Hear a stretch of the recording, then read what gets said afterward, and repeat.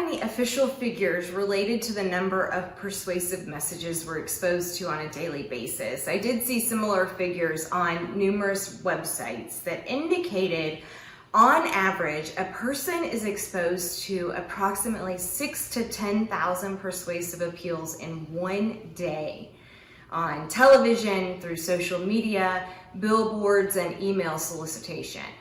I actually tried to think of another behavior that I do in a day that would equate to 10,000 of something, and I didn't have much luck except to think that if I walked 10,000 steps, I'd be at about 5 miles. So 5 miles worth of persuasion? It's possible. While advertising messages are not the same as a speech with the same purpose, we do apply the same idea that consumers of persuasive messages attend to messages that appeal to their interests. I might see 100 car ads in a day, but if I'm not searching for a car, I don't attend to those messages, which really solidifies for us as speakers the importance of audience analysis. And we've talked about it all semester long, that evaluating the audience lends us the ability to understand their need to know about different topics. And this is how it pertains to or connects to persuasion.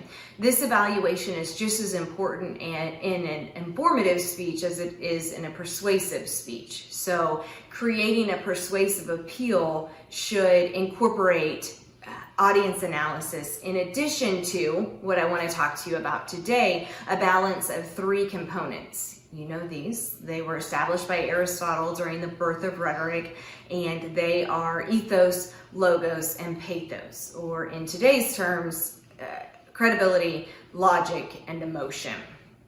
It's our goal as the speaker to balance these components throughout a speech to be able to convince our audience to think or act in a way that we feel is beneficial to their lives. So I'll talk about those 3 rhetorical proofs in this short video and give you some guidance on how you can utilize those proofs to create an effective, persuasive message. Ethos is the first of the 3 rhetorical proofs, and it's defined as having 4 components: trustworthiness, competence, dynamism, and charisma. Aristotle says this is one component that makes our persuasive message successful, and I think we would agree that we tend to trust persuasive messages more when we trust the source of the message. So outside of the research that we are doing as a speaker to include in our argument, how can we increase or utilize credibility to become more persuasive? There are actually 4 strategies that we can embrace to enhance all 3 types of credibility: initial, derived, and terminal credibility. That first strategy is in demonstrating good sense. As it relates to research and knowing your topic, it's important that you reveal to your audience the understanding you have and that you're able to decipher and support your ideas within your speech. So not only have you done the research, but you show your audience how you're able to communicate and create ideas. This is one of my favorite Calvin and Hobbes cartoons.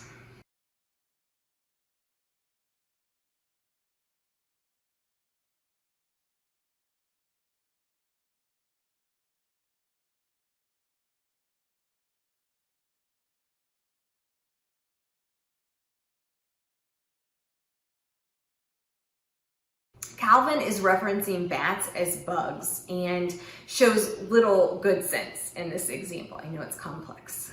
In the audience's eyes, Calvin serves as the expert. His blatant disregard for even something as simple as categorizing a bat into a bug category really does nothing to increase his credibility. He may have done the research, but he doesn't show good sense in deciphering or disseminating that message. So research is a really important part of demonstrating good sense, and we maintain ethical standards in research and in creating our persuasive appeal to ensure to our audience that we are a valid source of information. Our audience wants to know that we've done the work necessary to make our persuasive appeal relevant to them. We want them to attend to that message. So it makes sense then when we research effectively, we reflect that through strong oral citations, clear language, proper preparation, and delivery, that we don't categorize bats as bugs. Demonstrating good sense really increases our initial derived and terminal credibility. The second tip or strategy for increasing credibility is in having well-organized ideas. This works significantly to increase your credibility. And you know that there are established patterns that we should follow as speakers to connect our ideas with an audience's expectation for understanding. I always say, don't recreate the wheel. These are patterns that are effective. In the persuasive speech, it is the problem solution pattern, it's Monroe's motivated sequence, it's refutation, and cause and effect. Each of these patterns are accepted formats for disseminating a persuasive message. And really, it's our ability to select and adhere to a pattern that shows my audience that I'm competent and that I can maintain my credibility as an expert in the area. So according to BB and BB textbook that I love, how you organize your speech does have a major impact on your listener's response to the message. So you've got to evaluate your audience's stance on the topic and really adjust your organization to meet their needs. For instance, if you want your audience to take action, you tell them what you want them to do at the end of your speech. If you think they are a hostile audience or they're hostile to your point of view even, you're going to present your strongest argument first. BB and BB would say, don't ever bury your key arguments in the middle, and always present both sides of the argument as you reference even the counter argument and refute this counter argument with evidence and logic. So we'll talk about that when we talk about logic. A third way to enhance credibility as a speaker is in revealing good character and goodwill. Our audience really wants to know that we mean well.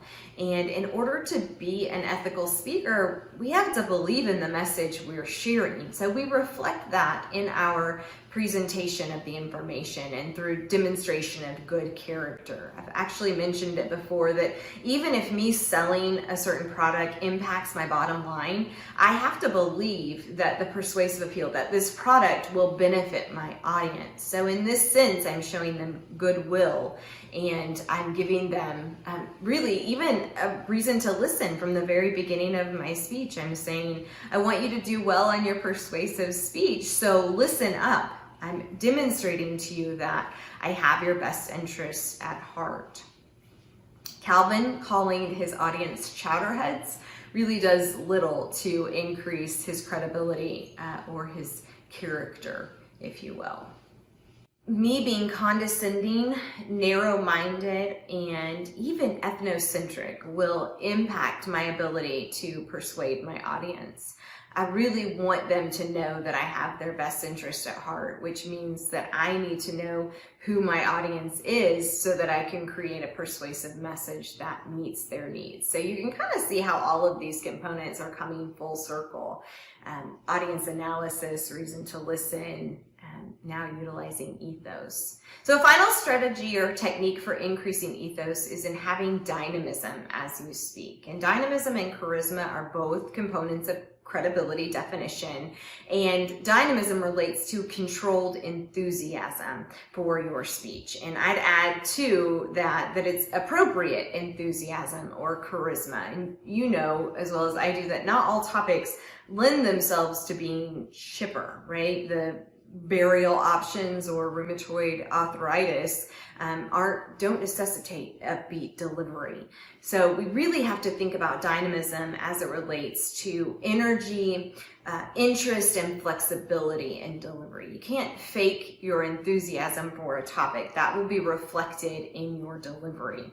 So you can think about adding interest because number one, you're interested in the topic, but you can also communicate this through vocal variety, facial expressions, and really strong eye contact. It doesn't mean that you have to flail your arms around to show excitement, But it does mean that you should have a conversation with your audience, that you incorporate personality into your speech. This is what dynamism is.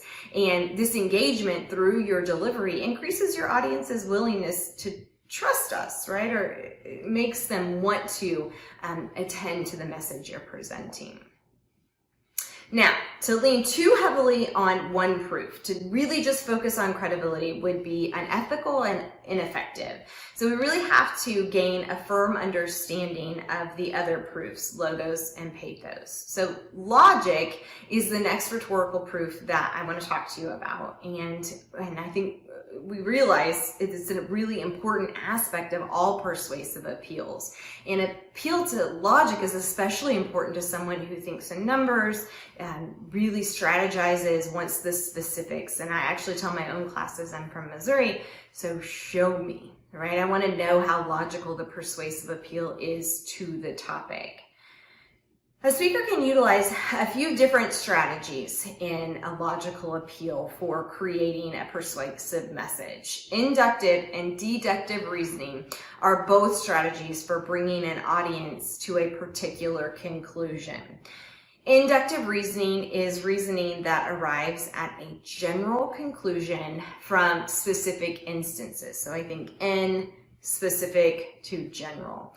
In this approach, a speaker will reach the general conclusion based on specific examples, facts, statistics, and opinions. So what you have to understand about inductive reasoning is that we may not know for certain that the conclusion is true, but we can assume that through these specific instances that in all probability it would be true. So you have to ask yourself a few questions when you get to that, or to get to that probable conclusion. Are there enough specific instances to support the conclusion?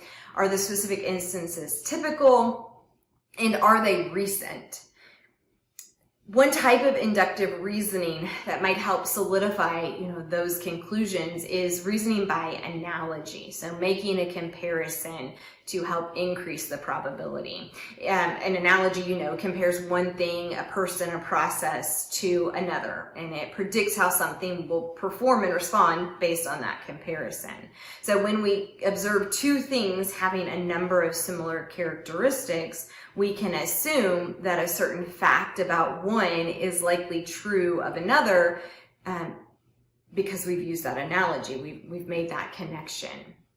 The example that's shared in the BB textbook is this. So when you try to convince your audience maybe that laws against cell phone use while driving in a school zone in Florida and in Missouri have cut down on injuries to children, I'm being very specific, I can give you numbers, evidence, statistics, that it should be instituted in Arkansas and may have the same results. We're reasoning by analogy, we're making the comparison.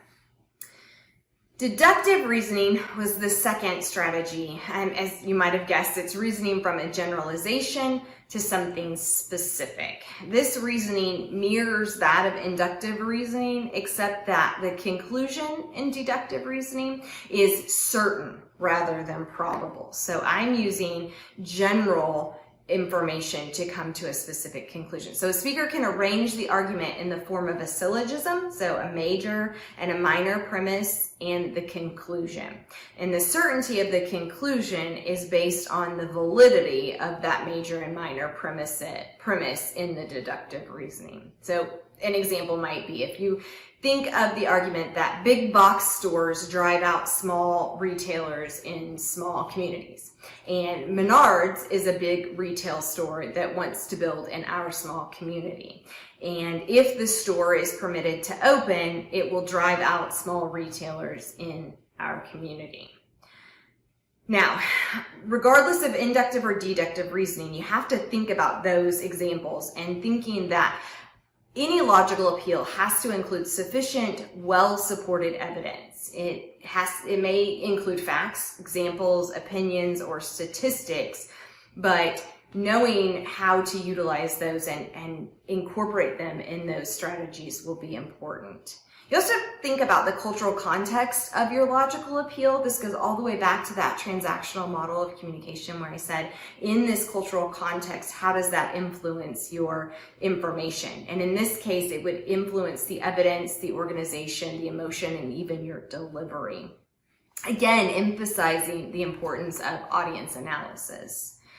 So in any case, a speaker has to be careful when utilizing reasoning. Any weak argument, any irrelevant or inappropriate reasoning or inadequate evidence really could result in false reasoning or a fallacy. And we see fallacies all around us all of the time.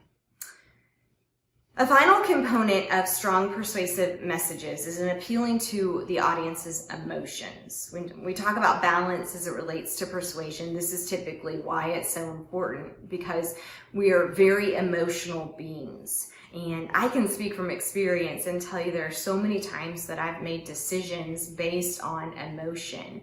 And as speakers, we have an ethical responsibility to utilize emotion appropriately and judiciously, because we understand that our audience, they are emotional beings as well. So there are several tips that I can share with you to consider incorporating to evoke emotion from your audience. The very first one is to create or use concrete examples. We talked about this when we talked about language, so helping to paint a picture for your audience. When we talked about language, we talked about using emotion arousing words, words that make us really connect a feeling to it. We've said delivery is an important factor in credibility. It's important in your emotion as well. If I'm mad, I want you to be mad. I'm going to be mad, and I'm going to share that emotion through my delivery. We talked about language. We talked about metaphors and similes. Same goes with incorporating or increasing emotion as well. I'm going to use those comparisons to help paint that picture. A speaker should always use the fear appeal appropriately. And remember, too, that there are a lot of other emotions that are outside of fear, sadness, and happiness. 6,000 to 10,000 persuasive messages in a day are a lot to compete with. So remembering the importance of knowing your audience, knowing their interests, what they need to know, what brings them together, what sets them apart is at the very forefront of knowing how to balance ethos, logos, and pathos, and really does increase the likeliness that your persuasive message will be received and embraced by the audience. If you attend to the strategies I've listed and balance them accordingly, it is very possible that your message will be the one out of 10,000 that stands out.